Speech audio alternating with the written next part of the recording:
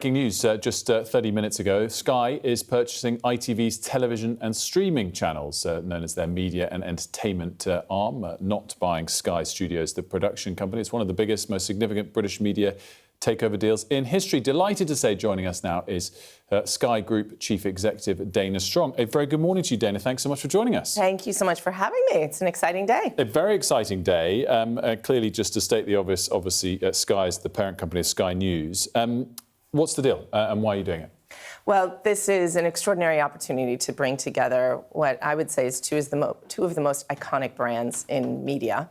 So we've got 70 years of history of ITV, creating moments that consumers and viewers love, coming together with Sky, which is 30-year track record of innovation, premium drama, quality sport. And when we put those together, we have the opportunity of creating a UK national streaming champion.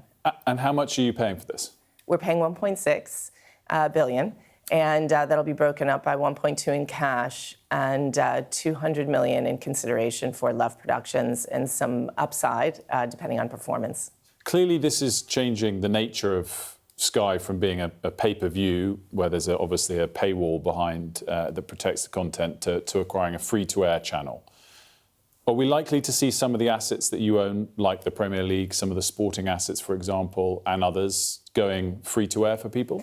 Yep, so what we'll be doing is all of the content that consumers already love having free-to-air. So viewers love Coronation Street, Emmerdale, I'm a Celebrity, Love Island. All of those remain free and remain on the channel. And what we'll do is we'll work with our sporting partners to supercharge the sports offering on ITV, which we're really excited about.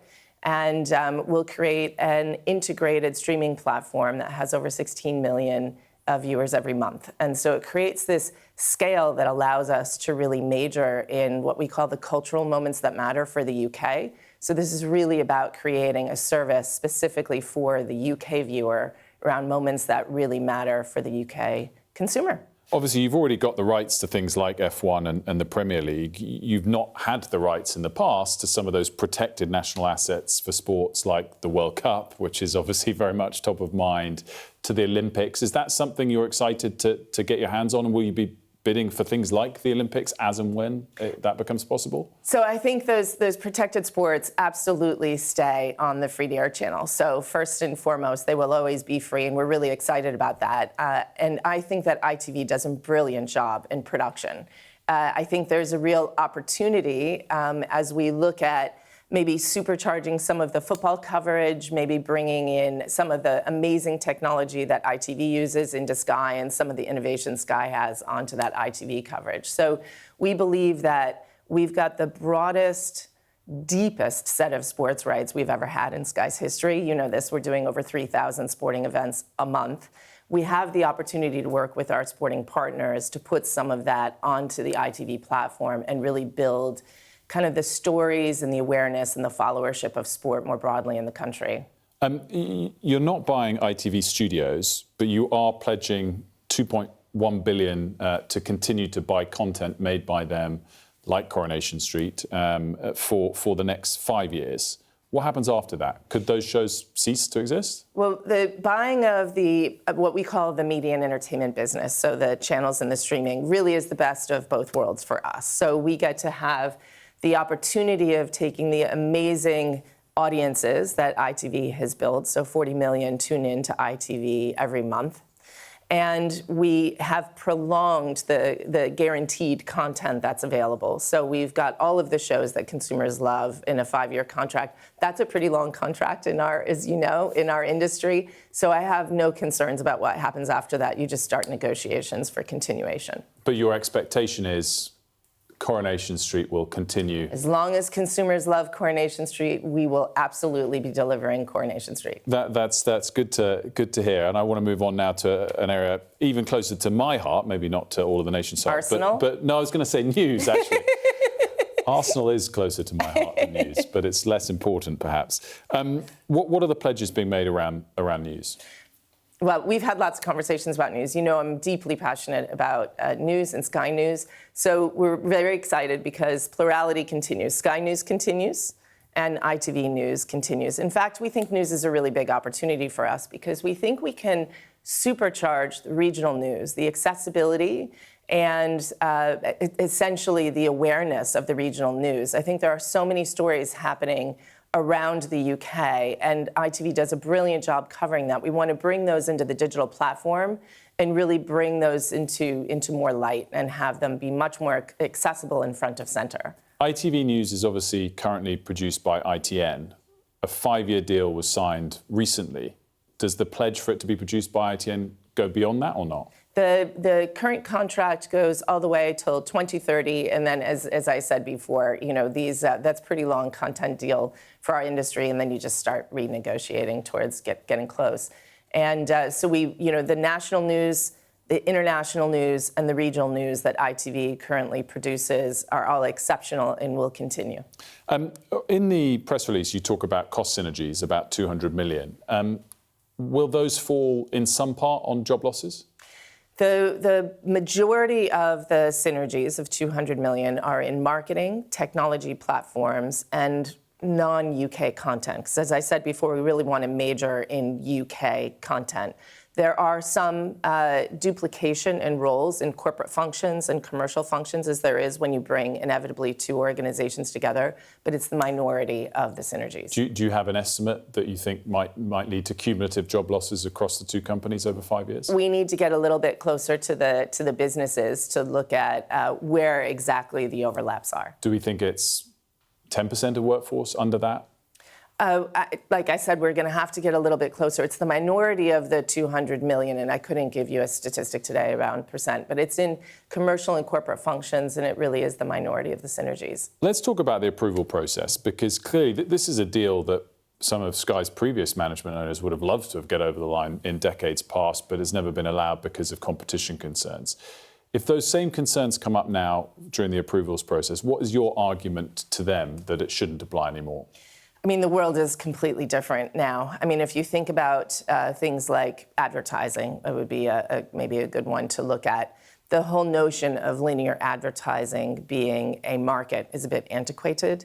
It would be like saying retail only takes place on the high street, when we all know that Amazon and thousands of online retailers have really commanded quite a large lion's share of purchases. The same thing has happened in advertising, where now, if you look at ITV and Sky's total advertising, it's only 6.5% of the total ad market in the UK. So I think you're dealing with a completely changed environment with all of the social media and online businesses that have really grown up over the last 20 years.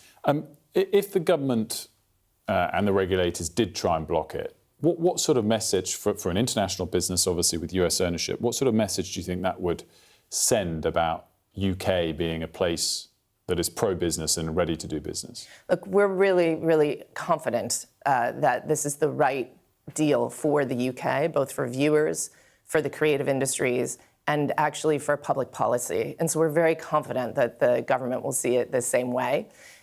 We've been a very big investor in the UK. This allows us to continue to investing in quality drama, quality sport, and really ensure that the public service broadcast commitments are met on a continuous basis into 2034. So we're quite optimistic. It's funny you say we're confident the government might do it, because Sophie and I debate every day. None of us are really confident about what the government's going to be their priorities in the coming days, because it hasn't been formed yet. When you talk to your colleagues in the US and around the world, how bad has the volatility in government over the last decade, but the last months, been for attracting investment to the country? Well, actually, as I said, we have been a very big investor to the UK. So if you look at the track record, I think it was about a year and a half ago, we made a $7 billion investment in Bedford for the Universal Parks investment, and that was in the NBC Universal organization. We're expanding our Sky Studios Elstree, which is our TV production unit, and we're building a whole new operation facility in Scotland, in Livingston. So I think the track record would show that we still have quite a bit of confidence. We really believe in the UK, and really have been one of the companies really backing growth in the UK. Obviously, this deal's been rumoured for a while. The timing, I'm sure, can't be a coincidence that it came a week after the parent company, Comcast, said it was spinning out NBC Universal, which will then be the ultimate owner of Sky.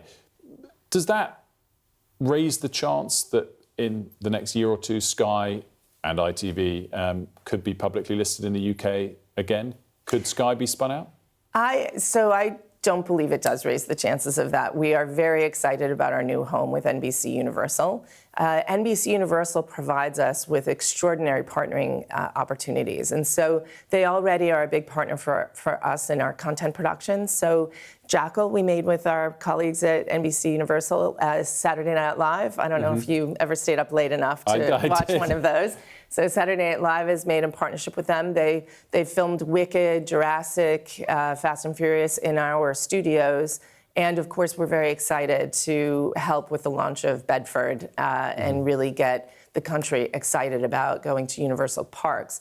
So there's so many, I guess you would say, joint passions between NBC, Universal, and Sky. I think it's the perfect home. We share a heritage of creating great entertainment and sporting events. You know, together we are one of the largest investors in sports rights globally. So it's a good home.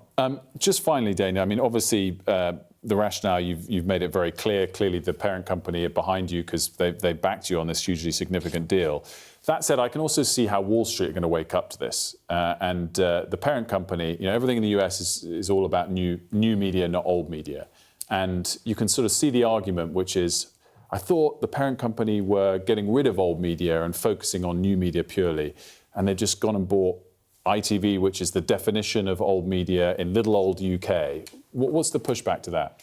The entire strategy of the deal is actually taking this extraordinary asset and really supercharging the new media dimension of it. So the streaming service that we can build with this with ITV and really leaning into national champion allows us to take our global technology platform, which really is leading, and the experiences that we bring to consumers with our sporting angles, the quality of news, and we get to bring all of that technology and innovation to the amazing ITV content and really create a flywheel of free to premium content in a way that is pretty exciting for the UK viewer. Dana, thanks so much for joining us today. Congratulations on the deal. Real pleasure to have you with us. Thank you. Nice to see you.